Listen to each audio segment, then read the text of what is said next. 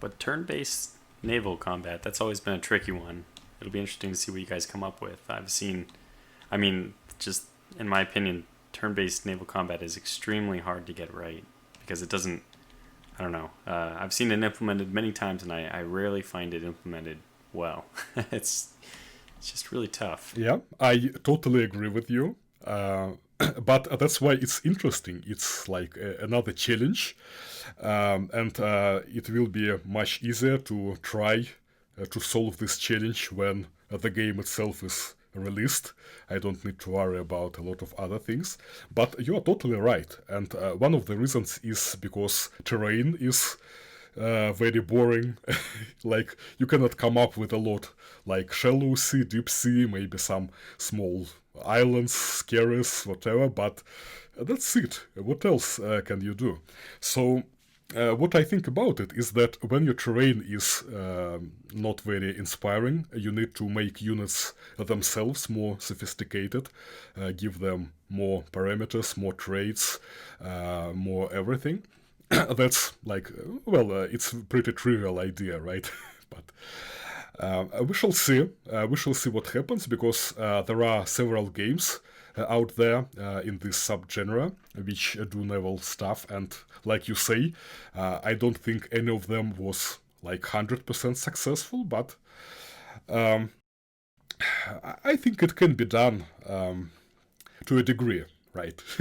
Because from the naval's perspective, it's really hard to get into the tactics of it in a turn-based. In my opinion, I mean, this is just something that I happen to look at a little bit more closely than probably your average wargamer. I mean, my wargaming experience has a slight naval bias to it. So yeah, Really, you it's don't hard say. to think about. Yeah, it's hard to think about terms. Like a lot of people try to model individual ships, and then you have these tactical combats, these turn-based things, which are just individual ships fighting in other individual ships, which is kind of an anomaly in especially a World War II time frame where it's almost completely fleet on fleet. Mm-hmm. And then it's really about tactics of the formations and stuff like this. And it's very, I find it's extremely hard to capture that, especially because if I take my turn first, that usually means that my ships get to move completely independent of what your actions are. And in the naval chess battle, it's really all about that minute by minute reaction to the enemy. And obviously it has to be abstracted if it's a turn-based game. So I agree with you. It's a great challenge, and I look forward to seeing what you guys come up with. Yeah, okay. I hope you will see soon enough. But like you say, it needs to be very abstracted, especially when you have combined scenarios where there are ships, but also there are land units and stuff like that. Because, I mean, in Panzer Corps, a single turn takes like 1 day, right? So when your naval battle takes several turns, you should not consider it literally. It's definitely very abstracted, or you just don't believe it. It doesn't make sense.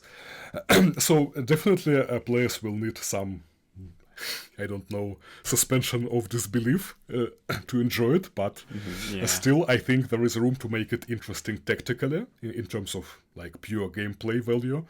And in the end, it's what matters, right? It needs to be interesting. It needs to give you some interesting choices, decisions. So that's what I'll try to provide in my implementation.